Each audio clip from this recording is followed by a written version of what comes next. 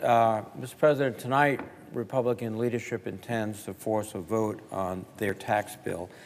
President Trump has called this tax bill historic, and indeed it will make history, but not for the right reasons.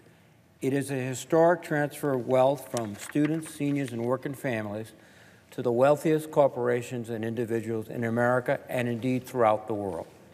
Historians and voters will look back at the way this bill was written in a rushed and sloppy manner without thoughtful debate. Indeed, we have to send it back to the House of Representatives so they can vote again. It was so well crafted. And with a reckless and willful disregard for facts and independent analysis. Enforcing this massive restructuring of our economy through Congress, Republican leaders have permitted no real amendments and ignored every nonpartisan analysis of their bill that does not fit their worldview. As a result, this trickle-down tax bill is quite possibly the most fiscally irresponsible piece of tax legislation to have ever been railroaded through Congress over the objections of the American people. Some will say, well, no, wait, the Affordable Care Act. But let me remind you, the ACA was paid for. It had to get 60 votes. It was on the Senate floor for 25 consecutive days. There was a full committee process, and Democrats accepted many Republican amendments in the House and the Senate. That's not the case with this historic bill. The Trump tax will adversely affect my home state, Rhode Island. It's in so many ways. The temporary benefits won't cover the long-term damage from this bill or offset the increased costs for things like child care, education, health care, and housing. The reason the American people oppose this bill is simple, and they do oppose it. They do oppose it. It forces the middle class to accept yet another Republican tax giveaway to corporations and the richest 1% with little or nothing for them.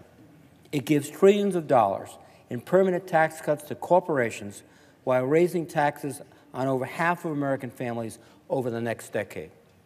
And in doing so, it gives $48 billion to the foreign investors who own roughly 35% of American company stock. That's right. Many of these benefits will go through corporations by either dividends or stock redemptions to foreign owners, $48 billion to foreign investors. That's not putting the American working man and woman first. That's putting them at the end of the line.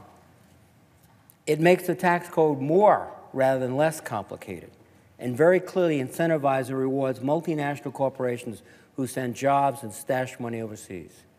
These pass-through entities will be a bonanza for tax lawyers and accountants and people figuring out ways to get out of paying their taxes. It won't help working men and women who come in and punch in every morning, work hard, and then go back to their families. It won't help them at all. There's not a single respected economist or tax scholar on the left or right who considers that this bill simplifies the tax code and pays for itself. Not one. Republicans know all these facts. They have heard the public's objections, and they still plan to send this bill to President Trump for his signature. The president will try to tell the American people that his great political victory is a win for working people, but they see all the benefits going to his type of businesses, real estate pass-throughs. In fact, at the last moments, the House put in a special provision to make sure that real estate entities could benefit from this bill. That means President Trump organization can benefit from this bill. It's not fair, it's not wise, it's not good policy. And the American people know this instinctively. They look at what's going on, and they see this as it is, a giant gift to the wealthiest, corporations and individuals, at their expense in so many different ways.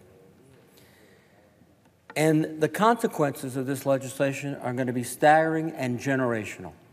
We will not quickly overcome this historic mistake. The total abdication of fiscal responsibility in this bill is stunning.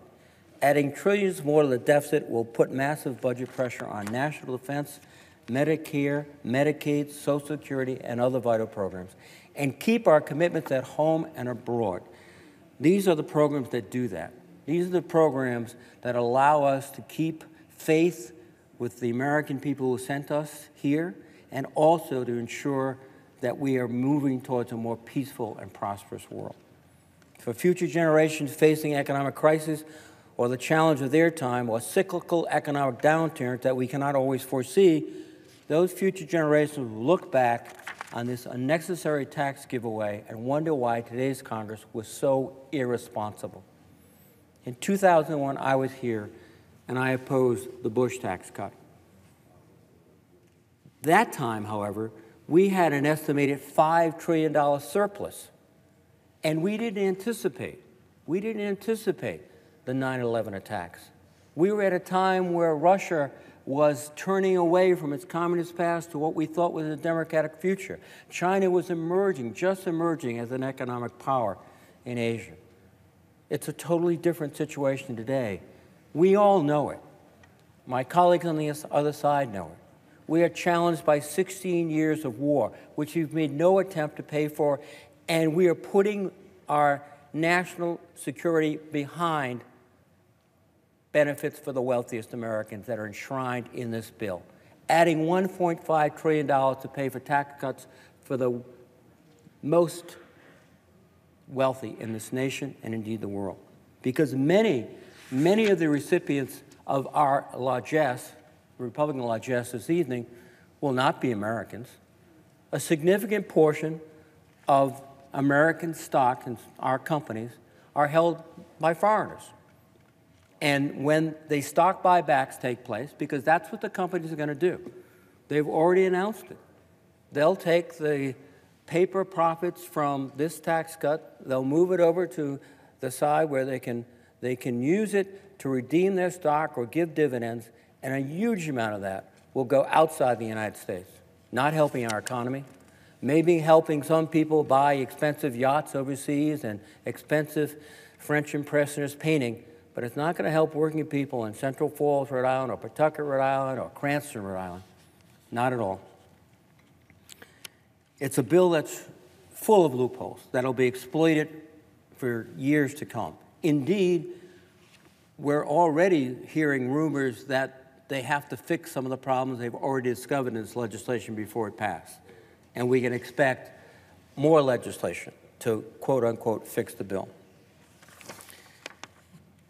Mr. President, this would be different if we were talking about real tax reform that benefited the middle class, real tax reform that raised the earned income tax credit, for example, real tax reform that benefited people who work every day, wage workers particularly. But this bill doesn't do that.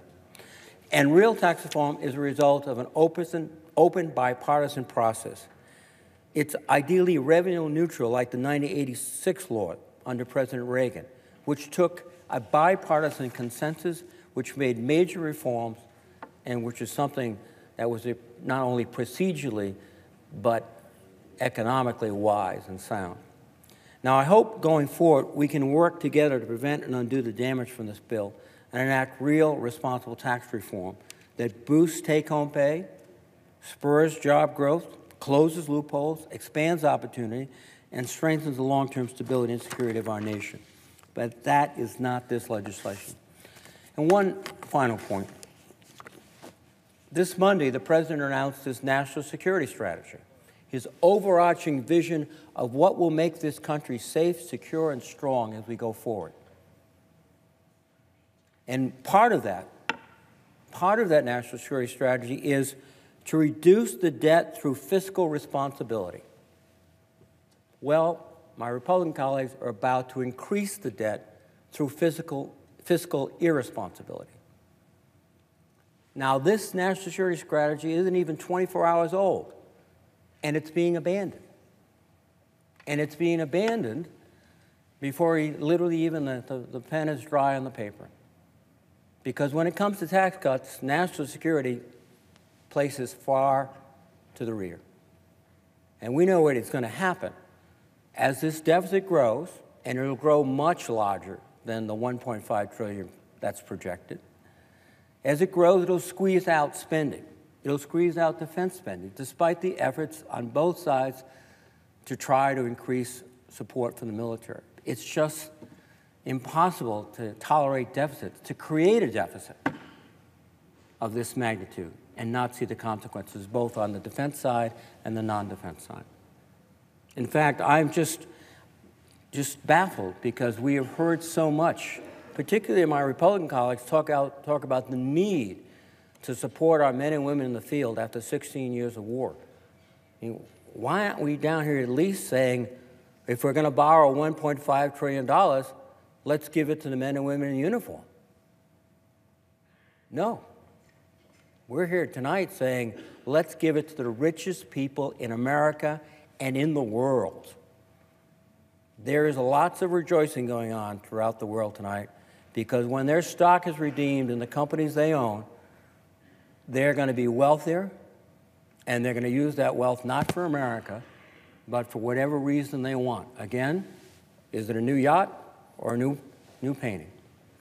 Well, Mr. President, I just hope and that in the waning few hours of this debate that we can move the conscious or consciousness of colleagues and reject this legislation. And with that, Mr. President, I would yield the floor.